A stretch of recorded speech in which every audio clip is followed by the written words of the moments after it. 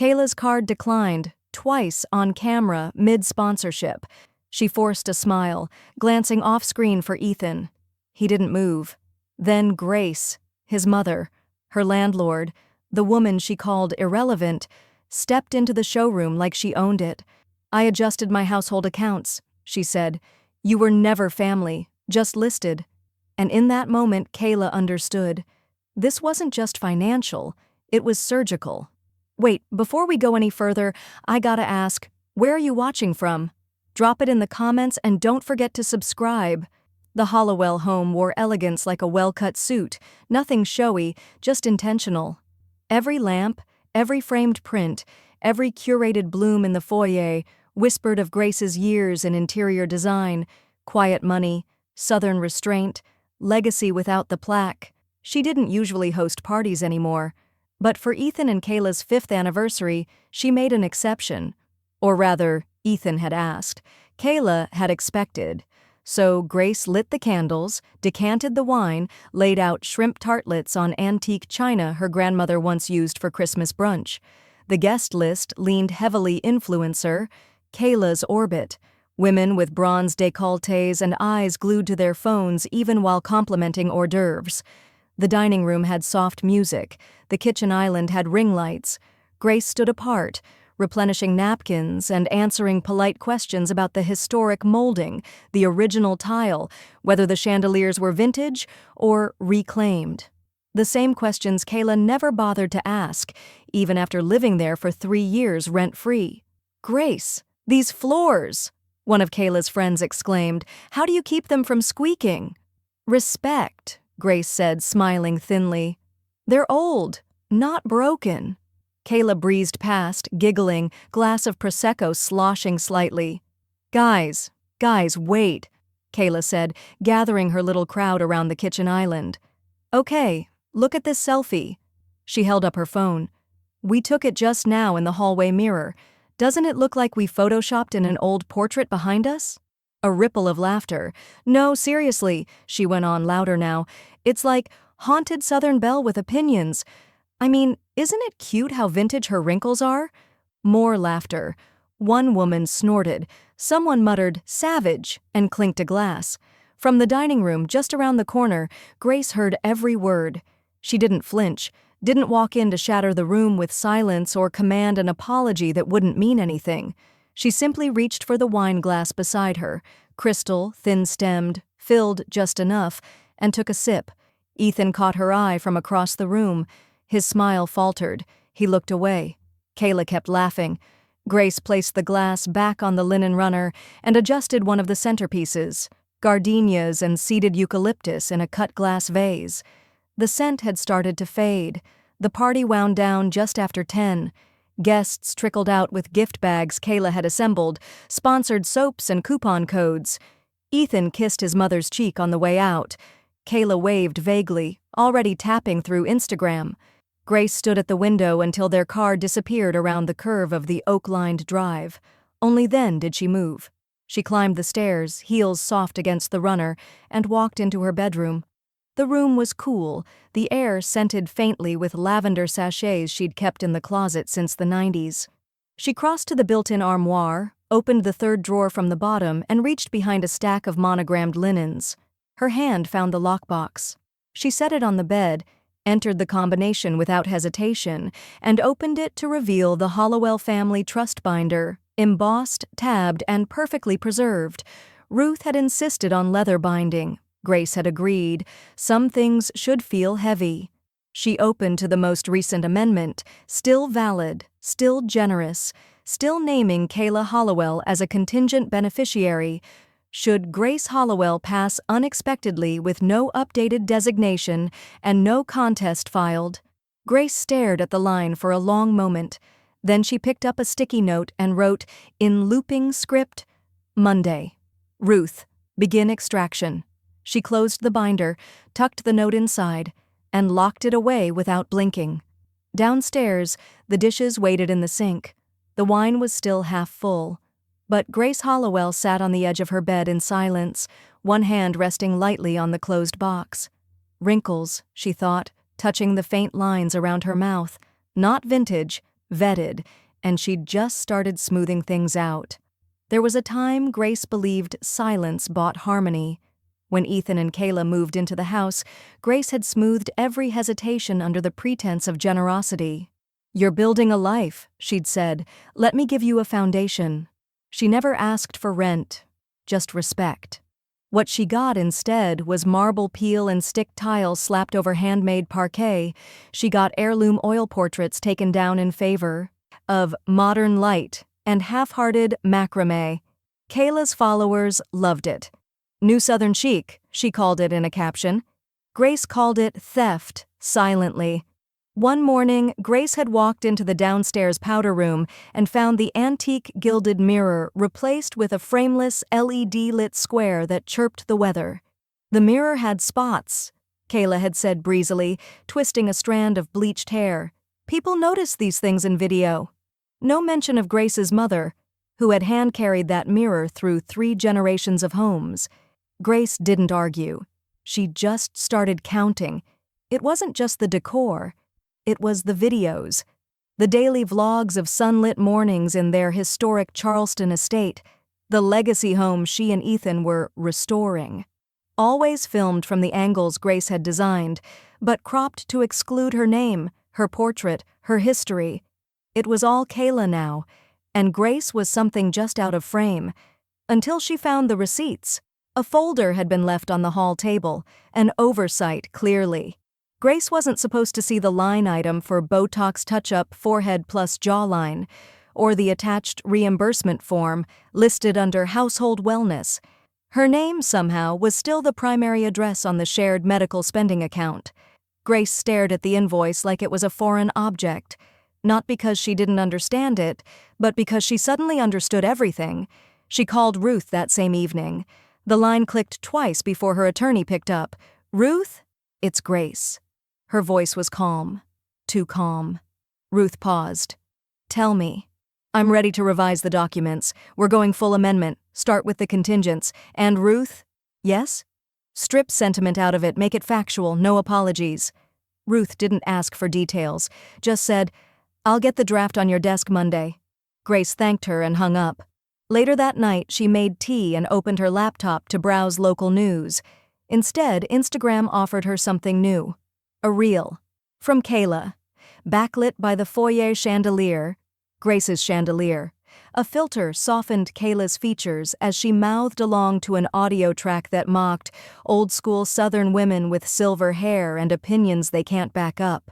The caption read, "When they say it's their house but forgot to change the vibe in the Will Spocker Queen energy at Dow New Era." Grace didn't watch it twice. She didn't need to. She took screenshots, every frame. She dragged them into a folder titled Surface Evidence and saved them both to her desktop and an external drive she hadn't touched since Alan passed. Then she closed the laptop, placed her tea on the tray, and turned off the downstairs lights one by one. As she passed the hall, she paused by the antique grandfather clock Kayla had once called creepy. Grace ran a hand over the grain of its polished mahogany. "You've lasted longer than fashion trends," she murmured to it. Upstairs, she laid out the original house deed, the insurance records, and the current trust summary on her writing desk. A slow burn was not a collapse. It was careful. It was earned. She added a fresh legal pad beside the binder. Wrote 3 words. Document. Everything. Quietly. The pen didn't shake in her hand. Outside, a car door slammed. Kayla, returning from Pilates or pilfering. Grace didn't look out the window. She didn't need to watch a performance that was already over. She just picked up her phone and opened her calendar. Monday had a single word. Ruth. The law office smelled faintly of cedar and ink, a clean, controlled space where nothing lingered out of order. Grace liked that. Especially today. Ruth met her at the conference table with 2 folders, one blue, one maroon. No small talk, just business. "Contingent beneficiary removal is straightforward," Ruth said, flipping open the maroon one. "But we're implementing staggered safeguards. Kayla's name doesn't just disappear. She becomes irrelevant on paper, first financially, then legally. That way, there's no shockwave. Just evaporation." Grace didn't blink. "Perfect. Let her fade." They reviewed every clause. The Hollowell Trust had been generous by design. Alan's legacy, protected and open-handed, had included Kayla not out of love, but logic.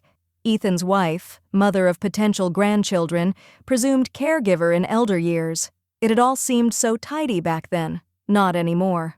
Once this is notarized, it'll trigger a 90-day cooling period, Ruth explained. No contest unless she suspects, and even then, she'd need proof of coercion or cognitive decline, neither of which she'd be foolish to claim, Grace finished. Good. Ruth glanced over the top of her glasses. Do you want me to insert a silent clause, one that flags any retaliatory legal action as breach of good faith? It doesn't void anything, but it gives us posture. Make it watertight, Grace said. No apologies. She signed with a pen Ruth provided, gold barrel, black ink, the kind that left confident lines and no room for misreading. When she handed the pen back, she felt lighter. Not liberated, just aligned. That night, Ethan and Kayla arrived for dinner. It was Ethan's idea. His text had been casual, almost boyish. Still up for Wednesday pasta night? Grace had agreed. Ritual was safe, she thought. Ritual had its place. She made her mother's puttanesca, the kind with anchovies no one ever noticed until they were already 3 bites in. A small triumph. Kayla showed up in a white blouse that practically glowed against her spray tan. She perched on the edge of the dining chair like it might stain her image. Halfway through the meal, between sips of Pinot and lazy compliments about the rosemary bread, she reached across the table and smiled sweetly. You know, Grace, she said, tapping her cheekbone, you'd look amazing with just a little filler, just a touch. I mean, for family portraits and stuff, it smooths everything out under soft light. Grace placed her fork down gently. No reaction, no glare, just a smile. But under the table, her phone buzzed once, preloaded text sent with a tap. To Ruth. Full extraction. Fast track. After dessert, Kayla complimented the antique sugar tongs like she hadn't once tried to list them on Facebook Marketplace. Ethan helped clear plates but didn't notice the tension, or chose not to. As they left, Kayla kissed Grace's cheek. That pasta was so nostalgic. Thank you, Grace said. It's older than you think.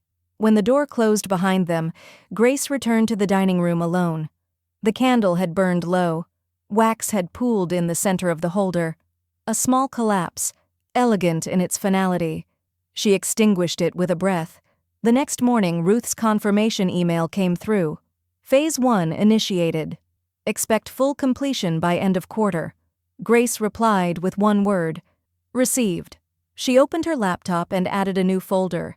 Grace Trust 2.0 inside. She saved the updated document, the scanned signature page, and a backup copy in cloud storage. Then, without flinching, she deleted the old file. From the kitchen window, she could see Kayla setting up a tripod in the garden. Something about golden hour and natural skincare routines. Grace made a cup of coffee. No sugar, just strength. She sipped slowly and smiled as the light caught the silver in her hair, not filtered, not blurred, just earned. The morning air was thick with humidity, the kind that curled paper and hair alike. Grace tied a silk scarf around her bun, slipped on canvas gloves, and walked down the hall with a purpose she hadn't indulged in years. The guest bedroom door creaked open, revealing Kayla's version of hospitality: blush velvet throw pillows, fake eucalyptus stems in minimalist vases, a cheap print of Charleston rooftops hanging where Grace's grandmother's woven tapestry once lived. The room smelled faintly of lavender-scented cleaner. Too perfect, too performative. She moved methodically. First came the small trunk under the bed, the one Kayla hadn't noticed when she shoved new linens into the space without asking. Grace pulled it out, opened the lid, and carefully lifted her grandmother's lace runners, monogrammed tea towels, and hand-painted Limoges dessert plates, each piece wrapped in soft muslin. Still whole, still hers. She boxed them in silence, labeling each container with a Sharpie, G.H., private storage. Then she wheeled them out to her car, no one home to notice. Kayla was at bar class, Ethan at work. The air was still. By noon, she had the first set of boxes tucked away in a climate-controlled unit on the north side of town. It was leased under her maiden name, Grace Eliza Harrison, a detail no one had used in decades, except now for protection. When the attendant asked if she wanted auto-renewal, she simply nodded. Yes, indefinitely. That evening, Grace called her insurance broker. "Good evening, Mrs. Hollowell," the agent said. "What can I help you with?" "I need to remove a household dependent from all my personal property and valuables coverage," she said. "Effective immediately. Name, Kayla Hollowell." There was a pause on the line. "Certainly. Is this due to a change in marital status?" "No," Grace replied. "It's due to a change in clarity." The paperwork arrived via encrypted link. She signed before the tea kettle had finished boiling. 3 days later, Kayla found out. It started with an alert from the security company. Her access code had been revoked for the guesthouse garage. Then came the bounced email from the home insurance portal. Then a glitch in the smart fridge app she used to monitor Grace's grocery spending for content ideas. By the time Ethan brought it up, he was already flushed. "You removed Kayla's name from everything?" he asked, standing in the doorway of the study like a man holding someone else's briefcase. Grace didn't look up from her ledger. "Correct." "Why are you being so petty, Mom?" That made her pause. Slowly, she capped her pen, folded her glasses, and looked at him. "I'm not being petty," she said. "I'm being precise." Ethan blinked. "You're punishing her for a few jokes. Is that what you think this is?" Her voice didn't rise. It didn't need to. "I gave you both a home, safety, silence, and you treated it like a photo set." He didn't answer. She stood, walked over to the built-in cabinet, and opened a drawer. Inside, nestled between legal pads and tax records, were 6 printed screenshots. Kayla's captions, her video filters, the invoice for Botox under wellness. She handed him one.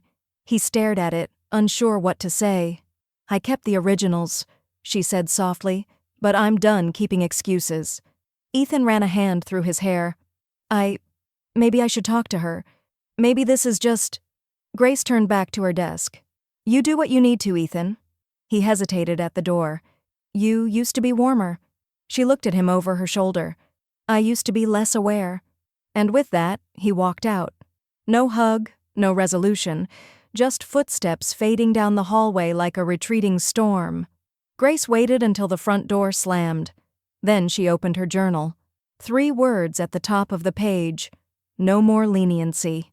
And beneath it, in firm, deliberate script, they chose the surface. I kept the structure. Outside, the garden lights flicked on. And inside, Grace began writing the next name she'd be removing. Grace first saw the reel while refilling her hummingbird feeder. A notification pinged on her phone. Kayla had tagged the location again, Hollowell Manor, followed by a glittering string of hashtags. Jazz, Charleston chic. Ja, my legacy nest. Ja, Southern storybook living. Grace opened the video. Soft piano music. Morning light. Kayla, in a linen robe, sipping espresso in Grace's sunroom. The caption read, "A day in my life, running a household, loving our forever home, and chasing dreams one sip at a time." Grace paused the video. In the background, her grandmother's spindle-leg writing desk. Cropped, but unmistakable. And not once, not in the captions, the audio, or the sponsored brand mentions, did Kayla use the words, "my mother-in-law," or Grace. Instead, she called it her family estate. By noon, 3 brand partners had sent Grace congratulatory DMS. One wrote, "We're thrilled to see how beautifully Kayla has settled into the house she clearly poured her heart into." Grace didn't answer. She screenshotted everything. That evening, she opened her email and wrote only 3 names in the to field. Ruth, an anonymous influencer watchdog blog she followed quietly. Olivia, her former student who'd once freelanced in digital brand accountability. Subject, misrepresentation, monetization, and property fraud. Attachments, 9 screenshots. Link, Kayla's YouTube channel, which Grace now noticed was monetized, geotagged at her residential address. She hit send. The next morning, Ruth called. "We'll draft a cease and desist. Quiet language. Will sound like a shadow, not a threat. But Kayla will know what line she crossed. Grace nodded. I want it in writing. Legalese, emotionless. Make it land like ice. That afternoon, a package arrived at the front gate. Sponsored collagen supplements for Kayla. Grace signed for it. She walked back inside and reached into the guest bathroom drawer where she kept things no one ever touched anymore. From the bottom of the drawer, she pulled out a brand new box of wrinkle cream, gifted to her the year after Alan died. She'd never opened it. She wrapped it in plain brown paper. No ribbon, no note. She left it on Kayla's vanity. That night, she opened a bottle of wine she'd been saving, French, dry, older than Kayla. The next morning, the cease and desist was mailed. Ruth texted her a confirmation. Delivered, signed, clocks ticking. Grace stood in her foyer, arms crossed, watching Kayla on the porch, phone in hand, pacing like someone trying to call a version of reality back into existence. The box of wrinkle cream was still in her hand. She didn't say a word. Later that evening, as the sky turned purple over the marshes, Olivia texted, You sure you're ready for this? If we go public, it won't be pretty, but it'll be true. Grace stared at the blinking cursor, then typed, Do it quietly. Burn the edges, not the whole page. 2 nights later, an expose appeared on a mid-tier but viciously respected influencer accountability site. Title, Charleston Chic or Charleston Cheat. Subtitle, The Southern home featured in dozens of reels might not be hers after all. No names, no lawsuits, just screenshots, timeline comparisons, property records that named Grace. The comments exploded. Grace didn't read them. She lit a single candle on her mantel and placed a small card beside it. White, blank except for 3 typed words. Proof is graceful. Outside, cicadas screamed at the dying summer air. Inside, Grace drafted a new plan. She opened a fresh email thread, subject line, for discretion only, and added 5 more influencer watchdog accounts to the BCC line. Underneath, she attached the original deed, the trust language, the cease and desist, and a new folder titled Brand Collateral, Phase 2. She poured a second glass of wine and smiled because the next move wasn't loud. It was exact. The lease was signed on a Thursday. The traveling nurse, mid-40s, practical haircut, a laugh that didn't need permission, had found the guest house listing on a private Charleston board. Grace had described the unit as modest but mindful. No pictures, just trust. She handed over the keys with a gentle nod. Month to month, Grace said. No fuss, no cameras. The nurse smiled. I hate reels. They'd get along fine. By Saturday, Kayla still hadn't noticed. Her content calendar had shifted to wellness mornings and pre-filmed slow living clips. No one was actually watching her live anymore. Even the brand bots had gone quiet. Grace, meanwhile, was booked. Her Thursday art club resumed in person, oil on canvas, finally escaping Zoom rectangles. Her Friday luncheons with her Wellesley alumni group turned from polite to vital. She wasn't just remembering herself, she was re-entering herself. And then Olivia arrived, unannounced, but always welcome. She stepped through the door with a box of lemon tea and a tote bag that read, Data is Queen. I figured it was time to digitize the legacy, Olivia said, before paper gets petty. Grace led her to the study. They laid out folders like old friends, birth certificates, Alan's war records, a photo from their elopement in 1974, barefoot on the beach, laughing like they had nowhere else to be. They scanned, tagged, backed up. No rush, just reverence. Midway through the afternoon, Olivia leaned over her laptop. Grace? Grace looked up from sorting donation receipts. Olivia rotated the screen. Displayed in soft beige and script font, GoFundMe, Restoring Our Southern Roots. Help Kayla and Ethan rebuild Hollowell Legacy Campaign. Goal, $40,000. Raised, $8,326. Campaign organizer, Kayla H. Location, Charleston, South Carolina.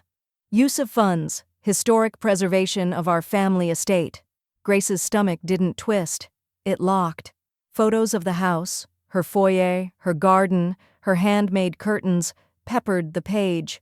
The description used phrases lifted straight from Alan's archived letters. Southern sanctuary. Heirloom history. Generations of love. Only, none of it belonged to Kayla. She didn't speak. She walked to the cabinet, pulled a manila folder and retrieved the updated trust papers. Then she pointed to the corner. "Save every screenshot," Grace said, "and flag any URL redirect." Olivia's fingers flew. Half an hour later, they'd discovered 2 more campaigns, one under a different email, another tied to a crowdfunding platform that claimed Kayla was renovating a generational home to open for cultural tours. Grace said nothing. Olivia finally looked up. "This qualifies as digital fraud." Still, Grace said nothing. Instead, she retrieved the old cedar box from her desk drawer, the same one that once held wedding bands and death notices. Now, it held evidence. Into it, she placed a thumb drive labeled Campaign Screenshots Authenticity. She added it to the growing row, each labeled, each complete. Olivia spoke gently. "You could press this now. Media, legal, the IRS. It'd crush her." Grace looked toward the guest house window. She could see the traveling nurse hanging a planter. Real soil. Real roots. "Not yet," Grace said. "You're waiting for what?" Grace's mouth curled slightly. "Timing. It's what makes a painting finished." The sun dipped lower, casting golden beams through the front parlor. Olivia helped pack the boxes of scanned documents. The house felt less like a battleground now, and more like a well-oiled archive. As Olivia left, she hugged Grace tightly.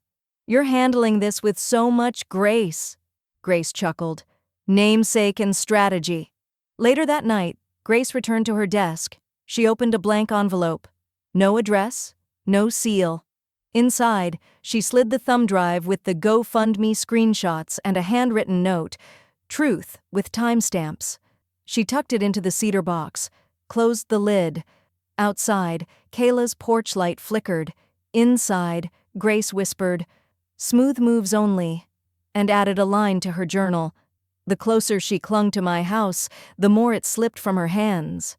The morning Grace walked into the bank, Charleston was still shaking off the last of summer's humidity. The streets smelled like wet brick and honeysuckle. She wore navy slacks, a cream blouse, and low heels that made a sound like intention against the tile floors.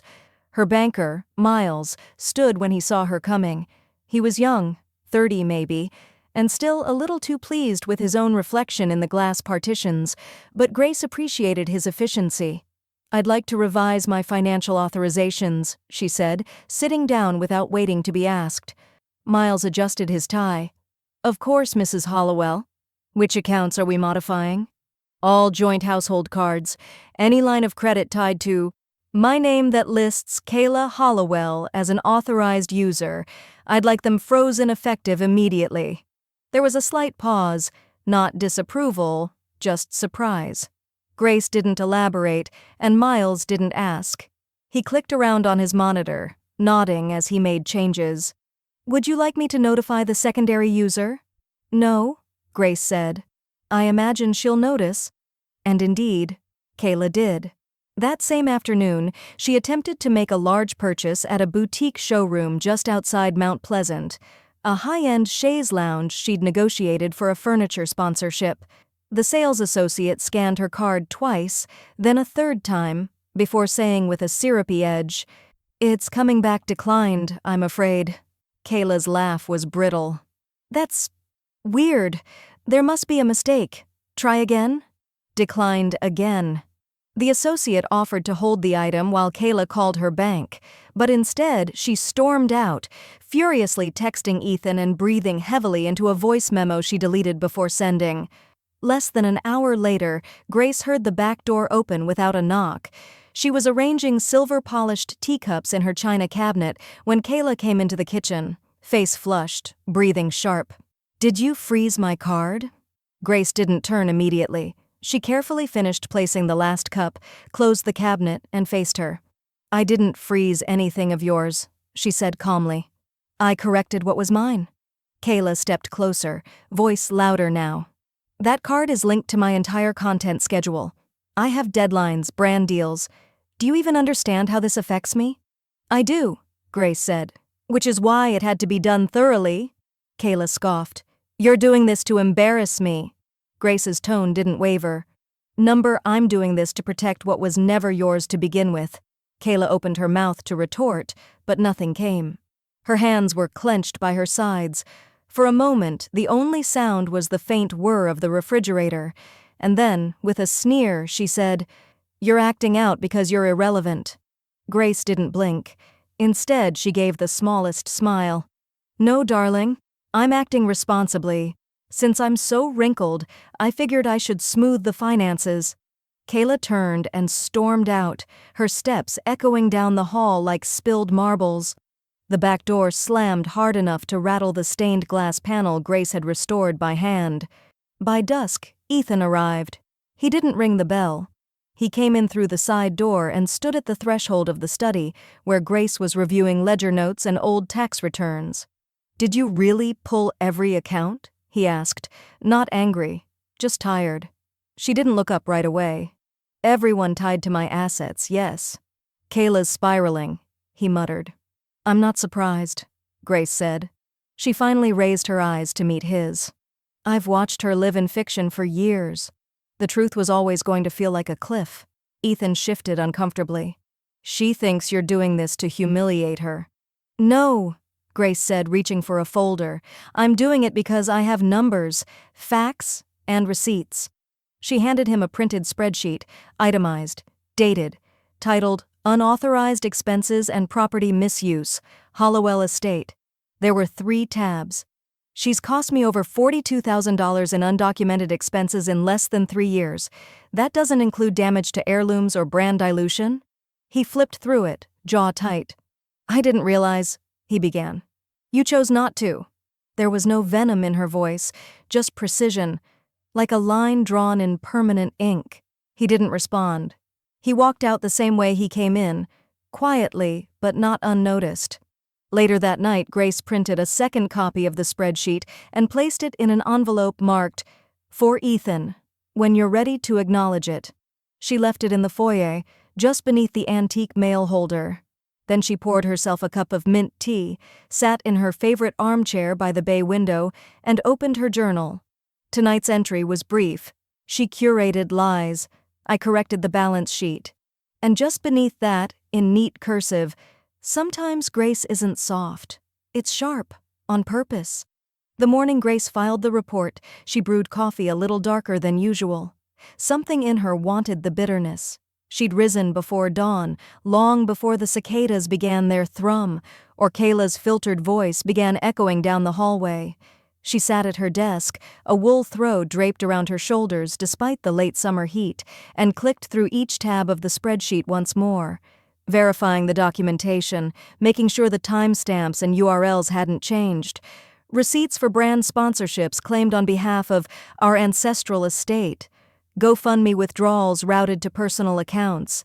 Invoices billed to the Hollowell home for merchandise gifting events that never occurred. The folder was bloated now. She'd even made a backup of the backup. One last double check. Then she clicked Submit on the IRS whistleblower form 3949-A.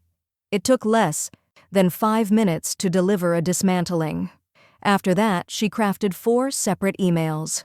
The first went to a skincare company who'd gifted Kayla nearly $6,000 in product placements.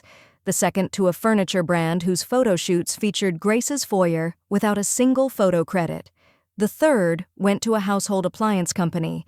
The fourth, a luxury linen brand that had reposted one of Kayla's reels as part of their Elegant Lives campaign. All 4 included polite subject lines. All 4 included evidence. None included an explanation. By the end of the week, Kayla's inbox had turned silent. First, her affiliate link stopped working. Then her comments began disappearing, not from censorship, but from absence. Brands quietly untagged themselves. Scheduled collaborations vanished from her pinned posts. Then came the headline. A mid-tier business ethics blog run by a freelance investigator posted an exposé titled, The Hollowell House of Lies, When Influence Becomes Inheritance Fraud. No last names were used, but Charleston was a small place. Readers knew exactly who had been exposed. Grace didn't open the article. She didn't need to.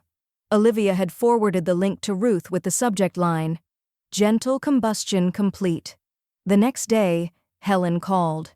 Helen, Grace's oldest friend, who had seen her through Alan's diagnosis and the quiet, complex grief that followed. They hadn't spoken in months, but Helen's voice was as warm as ever. "You didn't say a word," she said, "but you said everything." Grace chuckled. "I suppose some legacies speak for themselves." But not everyone was amused. That evening, Ruth called from her home office. Her tone was calm, but clipped. "We may need to be cautious," she said. "If Kayla tries to push legal boundaries, slander, defamation claims, even emotional distress, you'll want everything airtight." "She won't sue," Grace said. "She doesn't want discovery. She just wants attention." "Still," Ruth replied. "Let's prepare for both." Grace reached into the cedar file box beside her desk and pulled out the new folder she'd labeled just that week, Defensive Readiness. Inside were screenshots, notarized statements, printouts of flagged campaigns, and an unedited copy of her estate's legal history. She pressed the folder flat and slid it across the desk toward Olivia, who had come by with spiced cookies and a fire in her eyes. "Want help drafting your official statement?" Olivia asked, already pulling out her laptop. Grace took a slow sip of her coffee. "Yes, something measured, elegant, not vengeful." Olivia nodded. "Legacy, not lies?" Grace smiled faintly. "That'll do." They spent the next hour composing a statement fit for a woman who knew the difference between silence and surrender. When they were done, Olivia hit save and then uploaded the statement to a secure Dropbox that Ruth could access on demand. By the next morning, Kayla's social media presence had been hollowed out like a burned-out shell. Her YouTube channel was demonetized. Her Instagram grid lost over 20,000 followers in 48 hours. A TikTok takedown request cited inaccurate brand representation. 2 publicist agencies had quietly removed her from their rosters. Sponsors went mute. Her face remained in profile pictures perfectly contoured, smiling like a memory, but there was no motion behind it now. That evening, as the wind shifted across the marsh and the crickets sang louder than usual, Grace stood in her backyard with a glass of wine. She raised it, not in victory, but in confirmation. She hadn't shouted, she hadn't slandered, she had simply revealed. Then she returned inside, sat at her desk, and opened her journal. The entry was short. "Collapse is loud, proof isn't," and just below that, in smaller letters, she wrote, "She wanted to be the face of the house. Now she's just the fallout." She capped her pen and turned off the light. The world could keep scrolling. Grace had already signed off, with finality. The invitation arrived midweek, typed in Ethan's careful voice via text. "Mom, Kayla and I would love to have you over for dinner, just the 3 of us. Talk things through?" Grace read it twice before replying, "I have prior commitments. Another time." She didn't elaborate, didn't offer false warmth, just a period, a full stop, the most honest punctuation she could send. Friday came fast.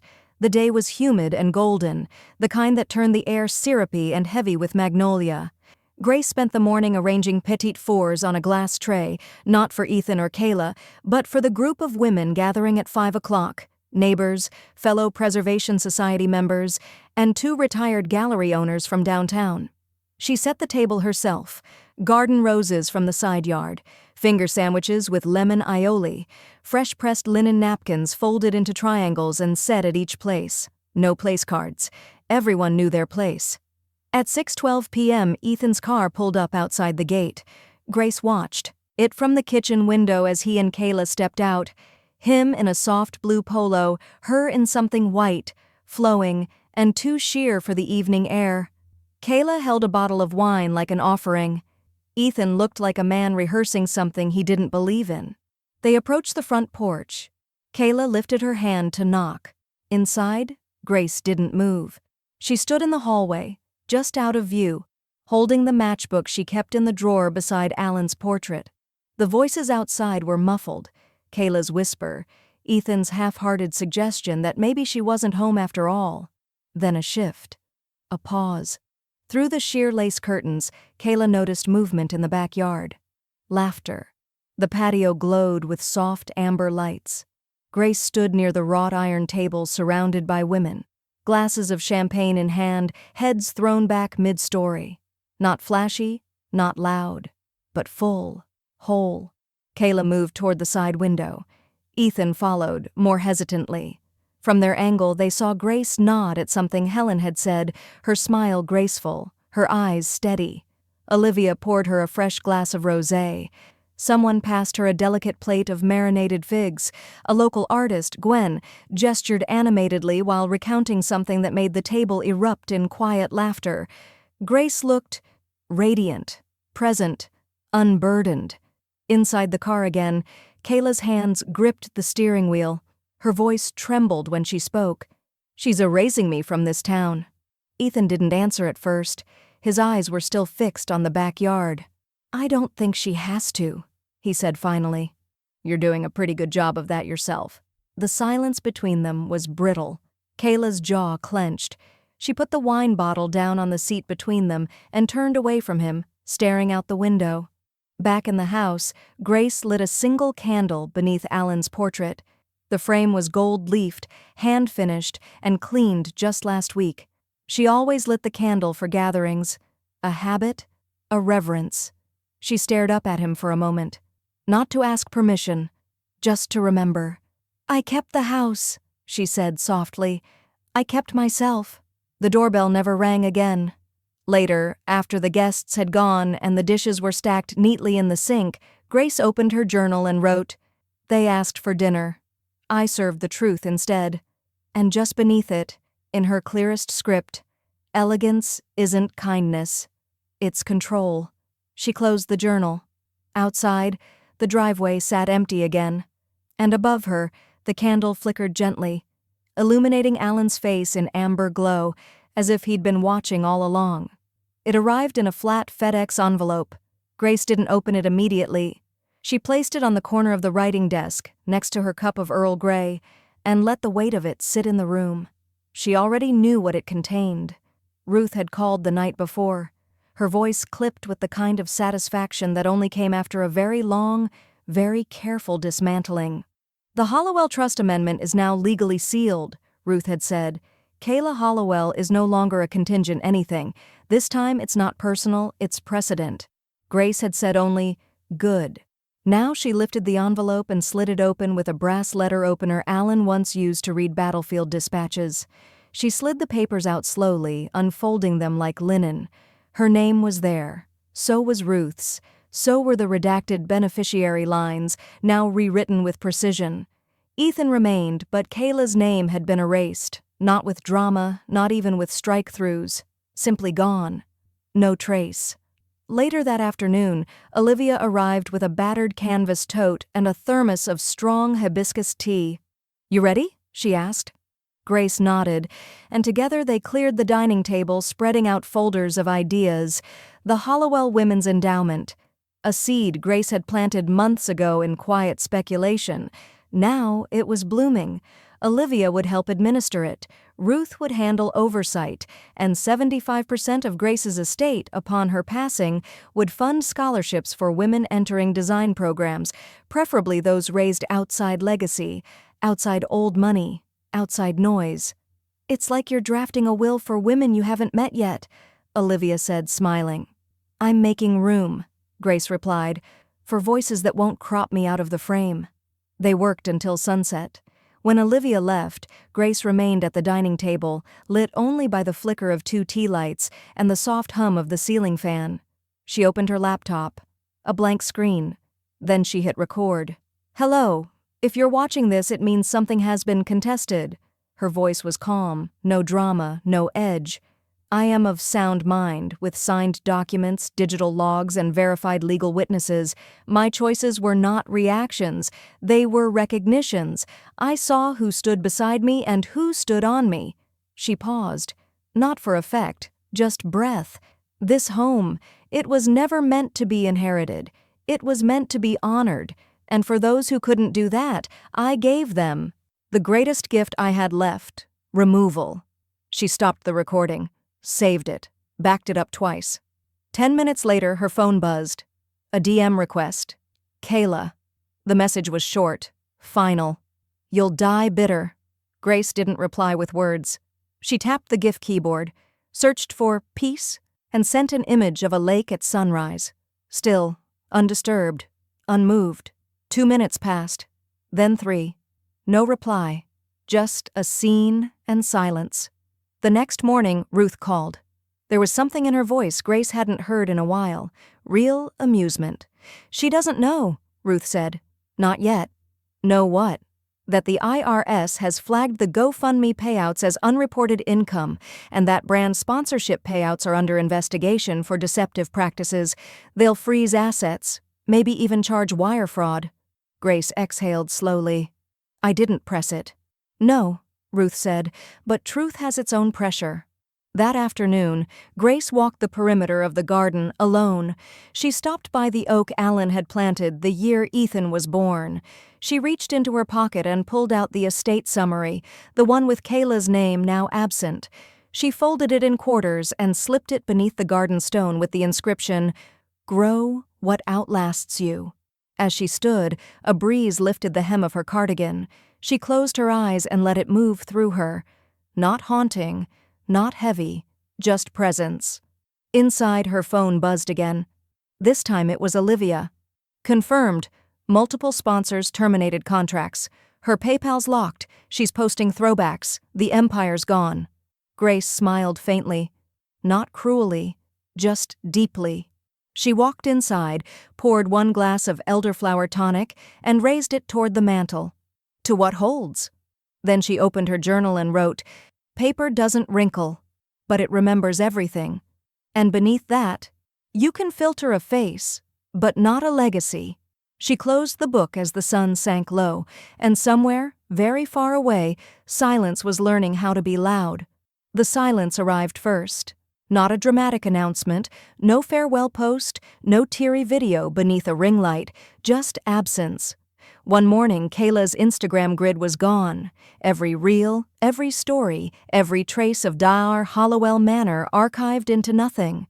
Her TikTok vanished shortly after. Sponsors removed tags in batches. SEO crawlers began spitting up dead links.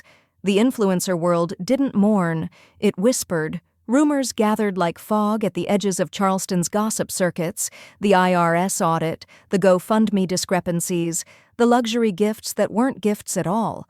One blog claimed she had faked a restoration campaign while pocketing the money. Another hinted at offshore transfers. Grace ignored most of it. She sat on the porch that morning with a book in her lap, the corners soft from rereading.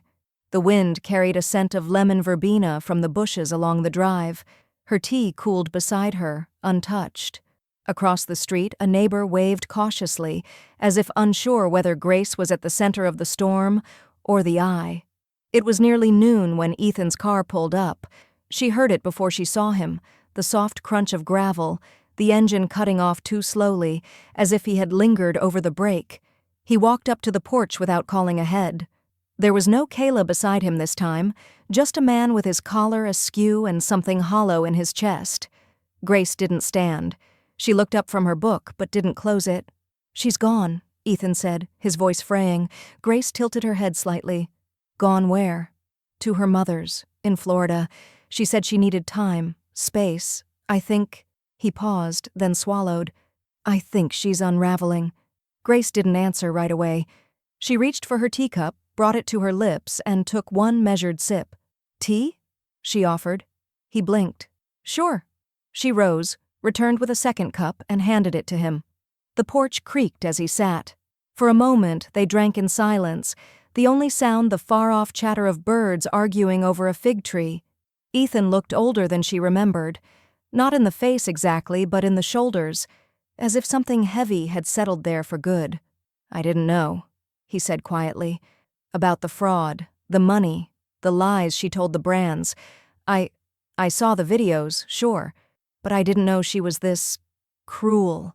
Grace's gaze didn't soften. She set her cup down carefully. "You knew," she said. "You saw. You just didn't stop it." His eyes welled, but he didn't cry. He simply looked down at the teacup in his hands, like it held an answer. "She made everything feel like momentum," he said after a while. Like if I just held on, we'd end up somewhere better. And then it was all too fast. Deals, videos, press kits.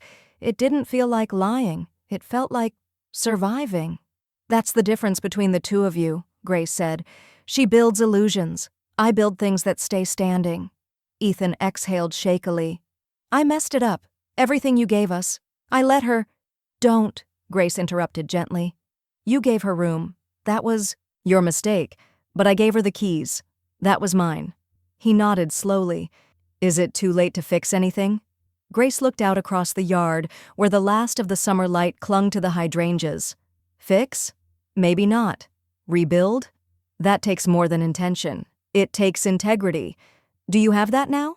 He didn't answer. She rose, gathered the empty teacups, and paused at the door. There's nothing left in this house that belongs to her, Grace said. And that was intentional. As she stepped inside, Ethan remained seated, staring out at the street like it could somehow tell him what to do next. Inside, Grace lit a small candle on the mantel and opened a narrow drawer beneath it. She retrieved an envelope labeled, "For Ethan, if he asks the right question." She didn't deliver it, not yet. Instead, she slid it back into the drawer and wrote one line in her journal that night. He didn't lose her. He finally saw her. And just beneath it, empty mirrors still reflect. You just have to look. The night of the fundraiser arrived draped in a warm, honey-colored dusk. Grace had spent the morning with her sleeves rolled up, overseeing table arrangements beneath the canopy lights strung across the lawn. She chose whites and soft blues for the linens, colors that breathed rather than shouted. The flower centerpieces were clipped fresh from her own garden, hydrangeas, climbing roses, a sprig of rosemary tucked into each glass vase like a quiet signature. By 6 o'clock, guests were filtering in, neighbors, Preservation Society members, 2 college deans from nearby design schools, and even the mayor's assistant. Everyone greeted Grace with warm smiles and a kind of unspoken reverence, the kind reserved for someone who had survived something and made it look effortless. No one mentioned Kayla. They didn't need to. The murmurs curled around champagne flutes and canapé trays, phrases like elegant handling, unshakable, and the kind of woman who moves mountains without lifting her voice floated just loud enough to be heard. Grace greeted each guest personally, her navy-wrap dress crisp and understated, her silver hair pulled into a low twist at her neck. There was no performance, no show, only presence. Olivia stood by her side, clipboard in hand, smiling like someone who had built a ladder for someone she loved and watched them climb. At precisely 6:45, Olivia stepped up to the small platform nestled under the old live oak. She tapped the microphone twice, then let the silence settle before she spoke. Tonight, she said, isn't about loss. It's about what we choose to build from what we no longer carry. The crowd stilled, drawn in. The Hollowell Women's Endowment is a promise, Olivia continued, not just from Grace, but to Grace. A promise that women who design, who draft, who imagine futures will never have to ask permission to belong in them. Applause stirred softly at first, then swelled. She smiled, scanning the crowd.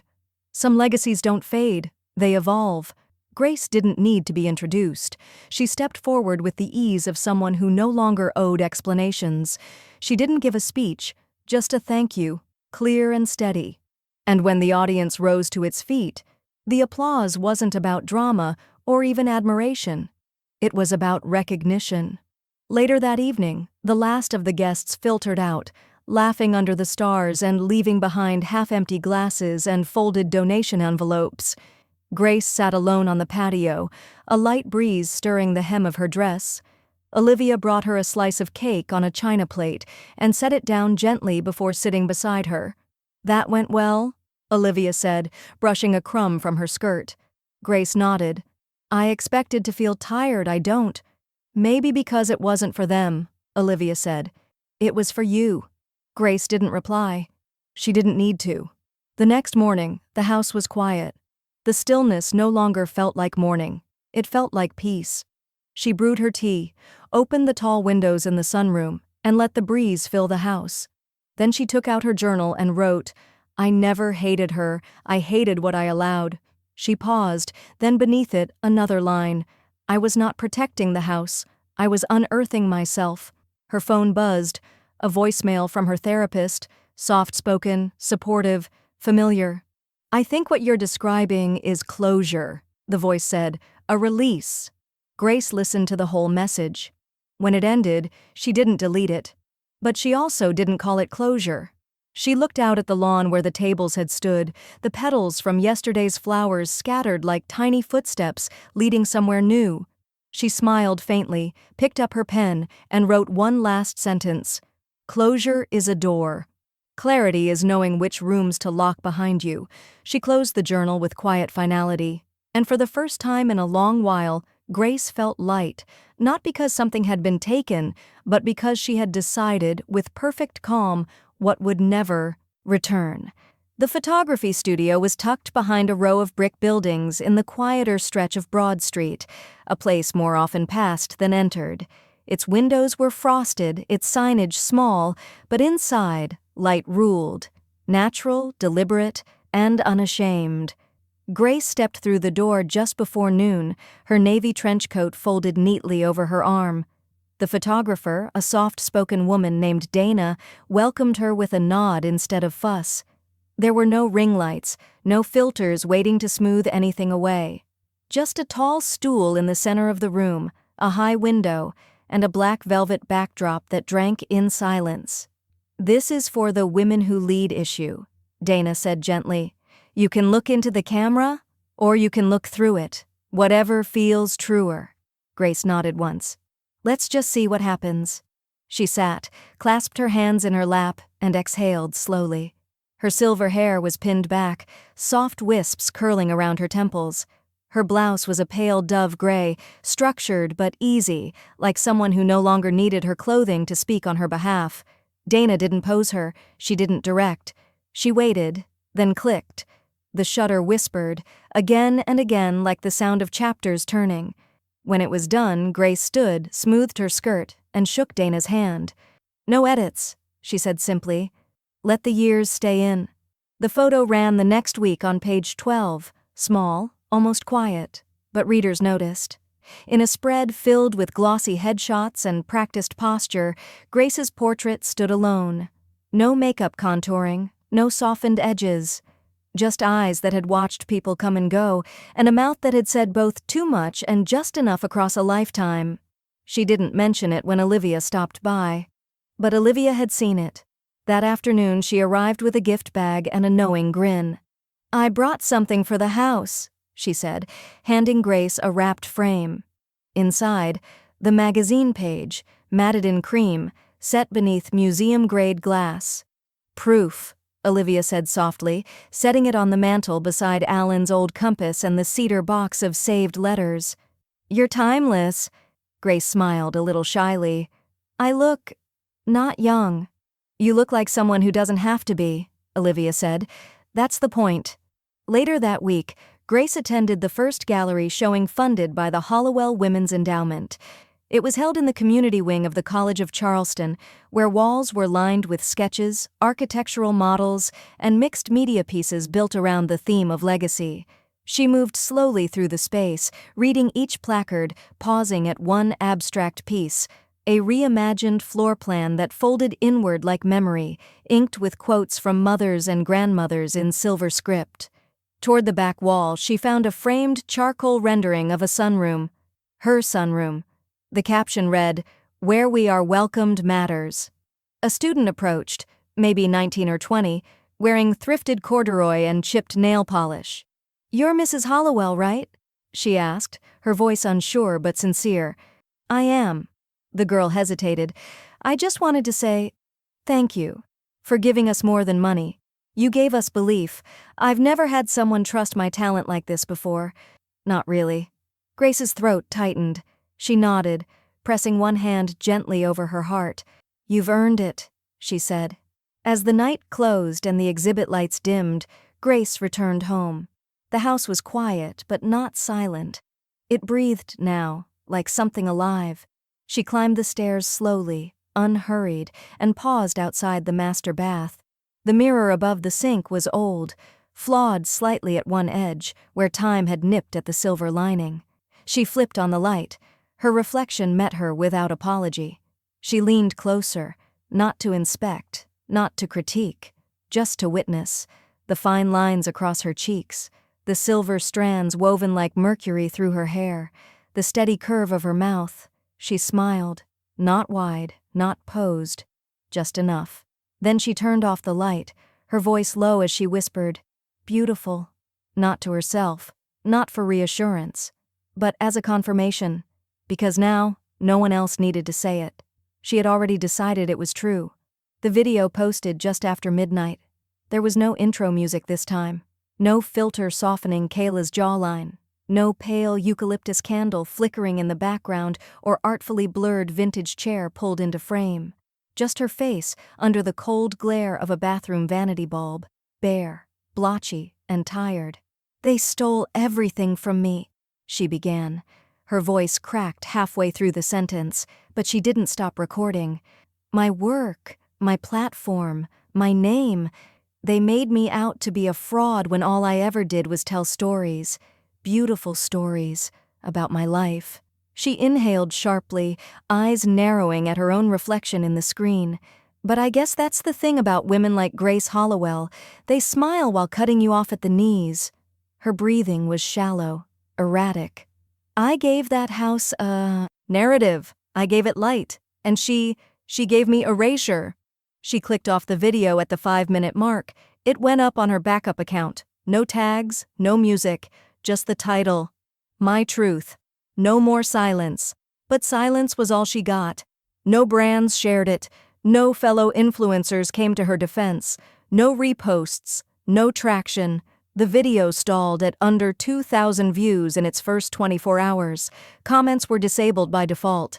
Whether she did it herself or the platform flagged it, no one could say. There was no apology. There was no vindication. Only static.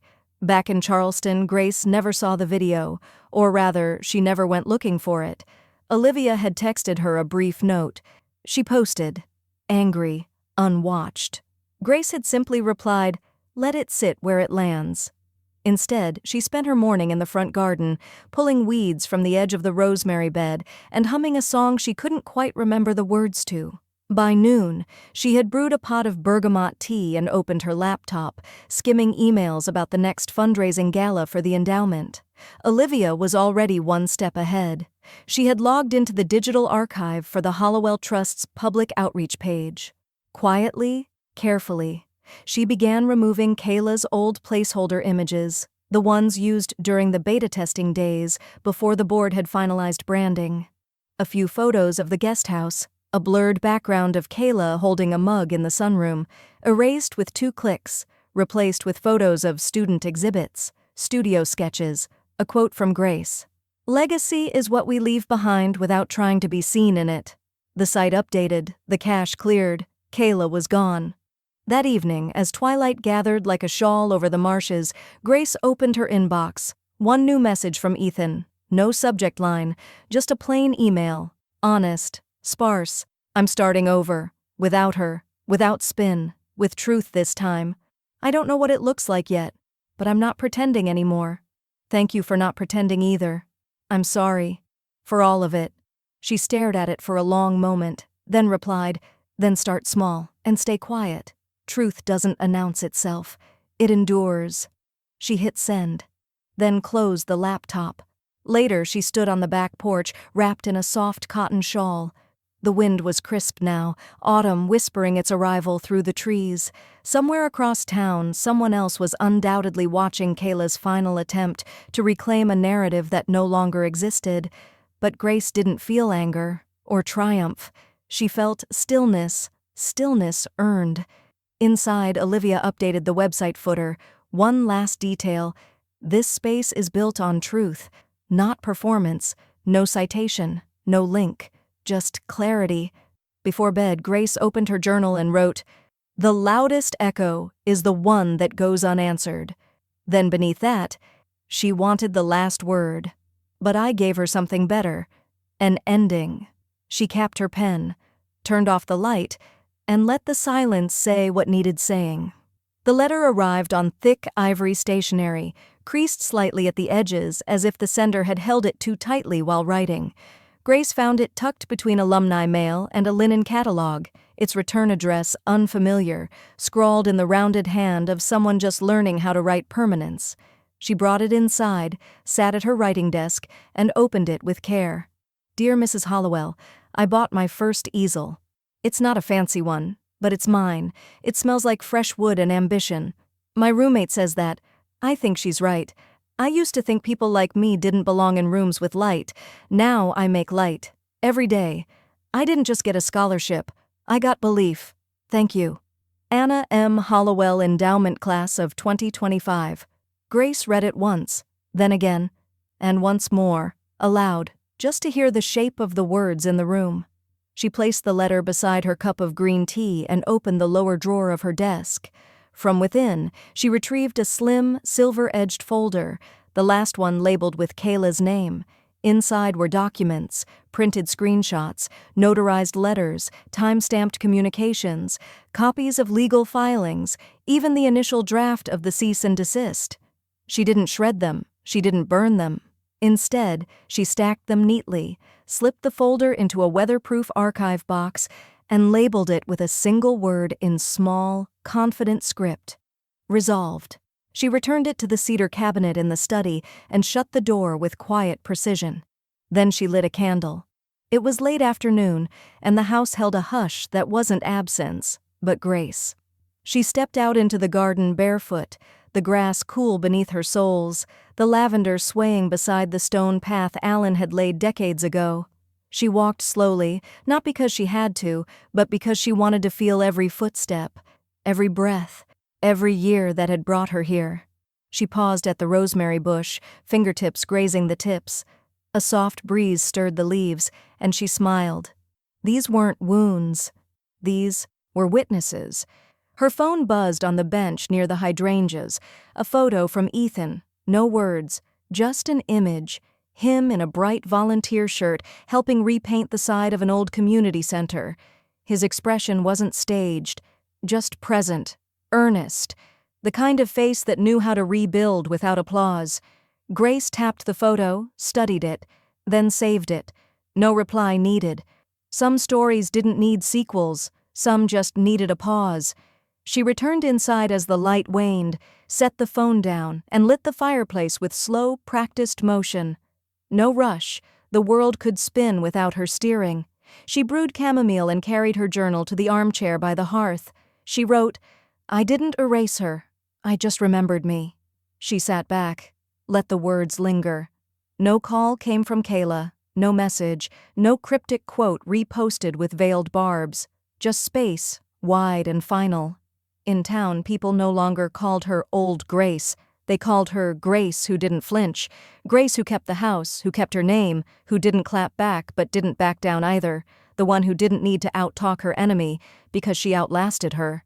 That night, Grace pulled a blanket over her knees, watched the shadows dance on the ceiling, and traced the lines of her own hands. She no longer saw age there, she saw proof. And as the fire dipped low and the house breathed around her like an old friend, she smiled and closed the journal for the last time. Her wrinkles didn't show her age, they showed what she survived and what she outgrew.